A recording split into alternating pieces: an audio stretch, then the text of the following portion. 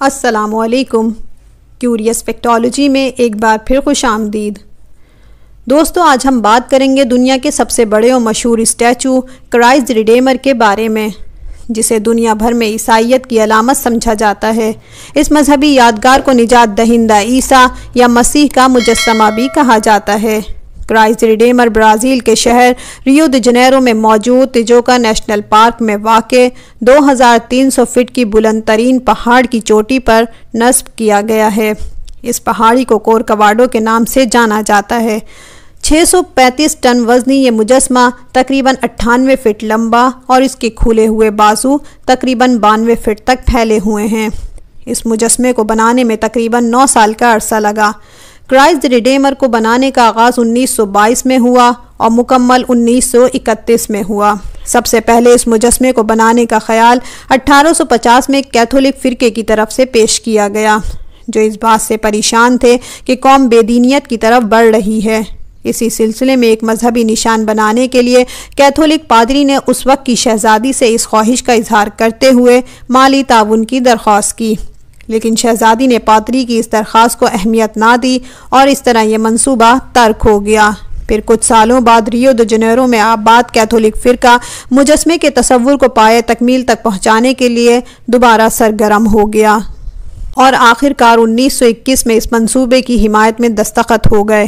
مجسمے پر آنے والے اخراجات کے لیے چندہ بھی جمع ہونا شروع ہو گیا۔ اس سلسلے میں برازیل میں رہنے والے کیتھولک فرقے نے سب سے زیادہ مالی تعاون کیا۔ پھر اس کے بعد مجسمے کو بنانے کے لیے مختلف تصورات اور ڈیزائنز بھی پیش کیے گئے۔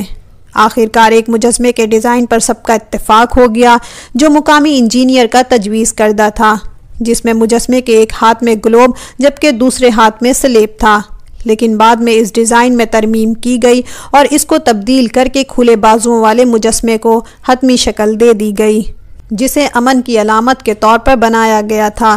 سب سے پہلے یہ مجسمہ فرانس میں موجود ایک فرانسیسی مجسمہ ساز پال لینڈوسکی نے مٹی کے ٹکڑوں سے تیار کیا تھا۔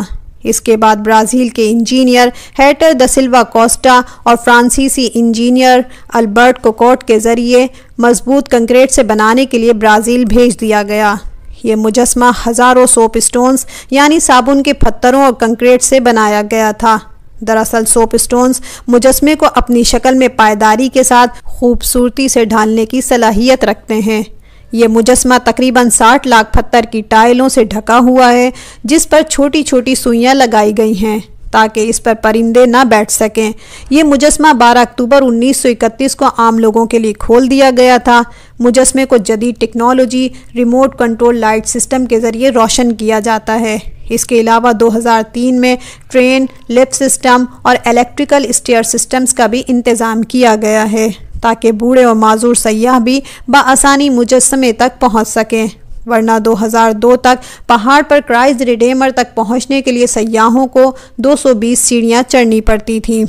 یہ مجسمہ پہاڑ کی چوٹی پر نصب ہونے کی وجہ سے اکثر آسمانی بجلی کی نظر ہوتا رہا ہے، لیکن 2010 میں اس مجسمے کو ریپیئر کر کے آسمانی بجلی سے بچانے کے لیے مزید کام کیا۔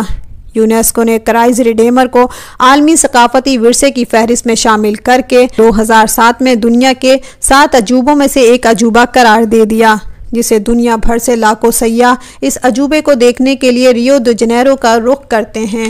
یہ مجسمہ ایک مذہبی اور ثقافتی علامت کے طور پر کام کرتا ہے، جو دونوں بازوؤں کو پھیلا کر شہر میں آنے والوں کو کھلے دل سے خوش آمدید کہتا ہے۔ آپ کو ہماری آج کی معلوماتی اور دلچسپ ویڈیو کیسی لگی؟ اپنی قیمتی رائے سے ضرور آگاہ کیجیے گا۔ چینل کو سبسکرائب کیجیے، ویڈیو کو لائک اور شیئر کیجیے۔